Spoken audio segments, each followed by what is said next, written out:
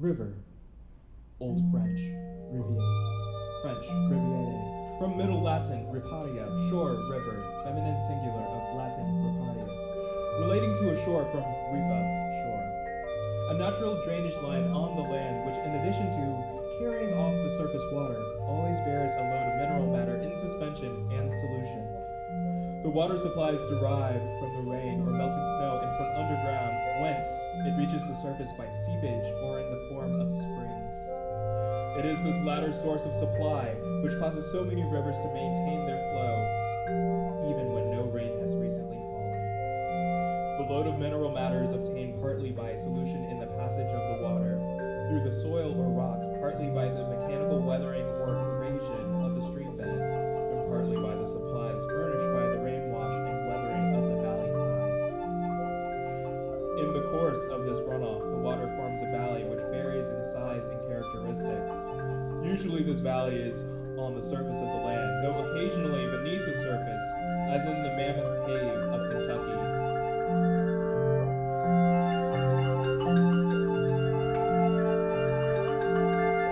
Most rivers flow from higher country into lakes or into the sea, but in arid countries, many streams terminate on the land. Because the river water sinks into the ground and evaporates, the western United States offers many illustrations of these conditions.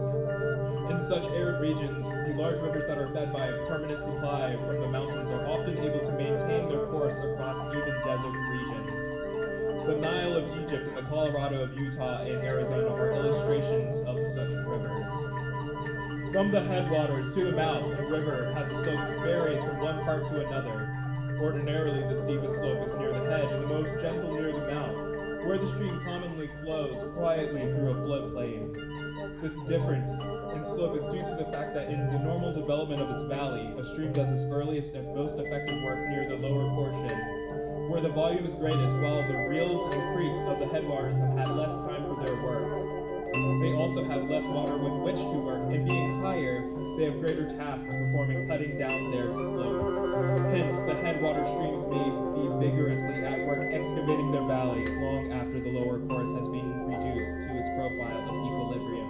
In est, the easiest slope down which the river water with its sediment load may pass. Let us imagine a new land for the first time exposed to the air.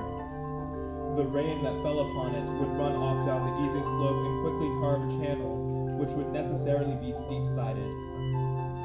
Such as this is illustrated in southern Florida, where the raised sea bottom is so level that the runoff is hindered, and the rivers expand into many shallow lakes and swamp tracts. It is also illustrated on the coastal plains of Texas, where shallow, steep-sided valleys are cut in the soft strata of the low-lying plains.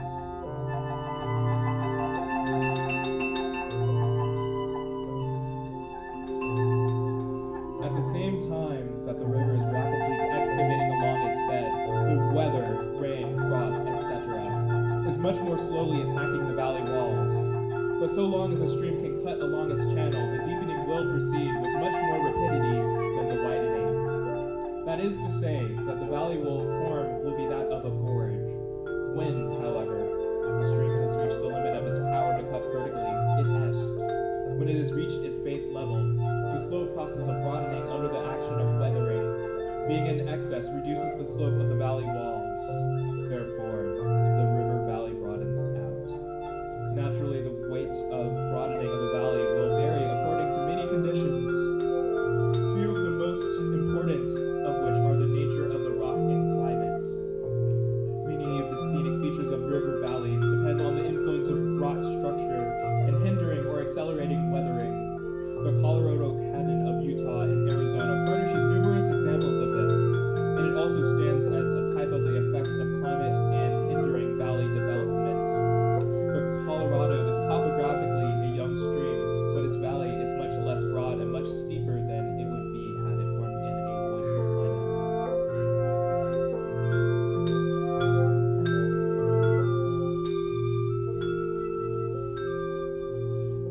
In the course of erosion, a river excavates more rapidly in the soft than in the hard layers.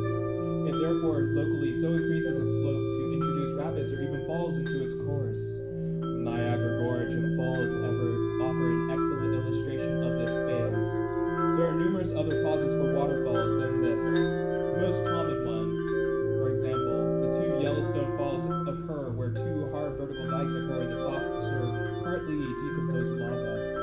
The Yosemite Falls are apparently due to excavation of the main Yosemite Valley by a glacier which passed down that valley, and in the Alps in the fjords of Norway falls of similar origin abound. Where the lava flows have interfered with the stream courses, waterfalls have been resulted by the action of a river in excavating a new valley in the lava, as at the Shoshone Falls of Idaho and Spokane Falls of Washington.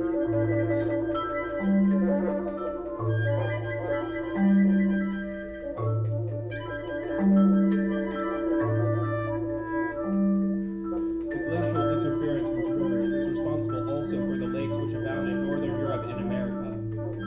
It is to this cause that the peculiarities of the St. Lawrence system, by which there are alternate expansions of water in narrow river-like stretches, are due. The importance of these lakes, expanses of rivers, is not confined to their usefulness in navigation. They also serve to regulate the flow of water. The rise of a few feet of a lake requires a long time for the corresponding discharge into the river to be completed. This checks the floods and furnishes an explanation of the facts that such a river as the main stream of the St. Lawrence system is free from destructive floods. A lake also acts as a filter to river water, and the outflowing stream is therefore practically free from all mineral load excepting that held in solution. By this means, the water has its power of excavation greatly decreased, since the tools with which it works in corrosion are rock fragments in suspension. It thus happens that the outlets of lakes are rarely deep valleys of erosion.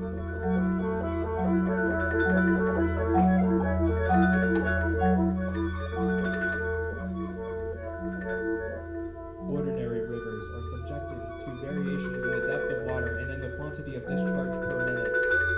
With the rapid melting of the snow in spring, or at times of heavy rains, the volume of the river is greatly increased, and its erosive power is very much greater than at ordinary times. In a large river with many branches, a great rise is usually the result of a combination of marked increases in the volume of water supplied by numerous branches. At such times, the river commonly rises until the channel is no longer able to hold it. Spreading out over the surrounding country, it floods the land, and instead of a single thread of water, there may be a vast sheet miles in width, as in the case of the lower Mississippi Valley. When the flood subsides, a thin layer of sediment is left behind, and this, in the course of time, builds up a broad, flat plain, known as the floodplain, whose level is just below that of the level of ordinary floods.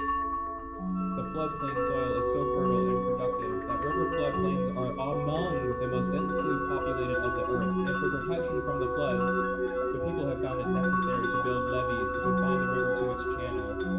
Such control of rivers cannot be made permanently successful, since the sediment that accumulates on the floodplain is then in part deposited in the channel, thus filling it up. After a while, therefore, the river must leave its higher channel for the lower ground to one side. It is because of the frequent changes in this sort of the Yellow River of China, accompanied by terrible destruction of life and property, that the Yellow River has been called China's sea inundation. The floodplains of rivers often merge into a delta we missed. In fact, some floodplain sections, such as the Lower Nile, were first built as deltas. Wherever a stream carries sediment into the sea, the accumulation that settles tends to produce a delta, and if the coastline remains at a uniform level long enough, or if it is slowly rising, a delta will actually be built. But where the movement of the land is downward has recently been one of subsidence, deltas cannot be expected. This explains the absence of deltas in northeastern America and northwestern Europe, and accounts for the many bays, estuaries, and fjords. For in these sections, the lowering of the land has drowned the seaward ends of the valleys and transformed them into the arms of the sea. Thus, the lower Hudson below Troy is for 150 miles of estuary and not a river. The true Hudson is the portion from the Irondax to Troy, and that below may be called the tidal river. By the mineral load, which rivers carry, important work is being performed. A large variety of alkalis and salts is held in solution, and much of it is carried into the sea. It is the carbonate of lime obtained by the action of water on the land that supplies the materials used by sea animals and the construction of their shells. This river load is therefore important in making possible coral reefs of the present in the Since the river water carries a small quantity of salt to the sea, and since it must be left behind when it vaporizes into the air from the water's surface, it seems probable that the saltiness of the sea is due to this action of rivers. The mechanical burden of the stream is partly suspended in the river water, though immense quantities are pushed along the bottom.